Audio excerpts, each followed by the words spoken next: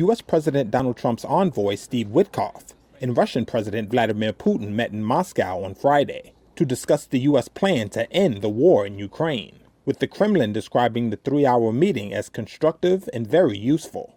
Witkoff's latest trip follows talks this week at which Ukrainian and European officials pushed back against some of the U.S. proposals for how to settle the conflict, the deadliest in Europe since World War II. But Trump told reporters on Friday that he believed a peace deal was close. We're going to try and get out of war so that we can save 5,000 people a week, and that's what my aim is. I want to save 5,000 young men. They happen to be mostly Ukrainian, Russian. That's a big honor if I can do it. I think we're pretty close. Witkoff's visit comes a day after Trump criticized a Russian missile and drone attack on Kyiv that killed at least 12 people and posted on social media, quote, "Vladimir, stop." On Friday, Kyiv residents brought flowers to a makeshift memorial at the site of the Russian strike.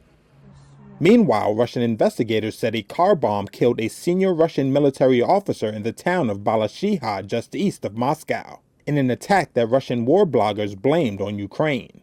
The killing followed the assassinations of several high-ranking Russian military figures, which Moscow has blamed on Kyiv. Russia and Ukraine have not held direct talks since the early weeks of the war, which started in February 2022. According to text seen by Reuters, the peace proposal Witkoff has presented calls for formal U.S. recognition of Russia's control over Crimea, the Ukrainian peninsula Moscow seized and annexed in 2014.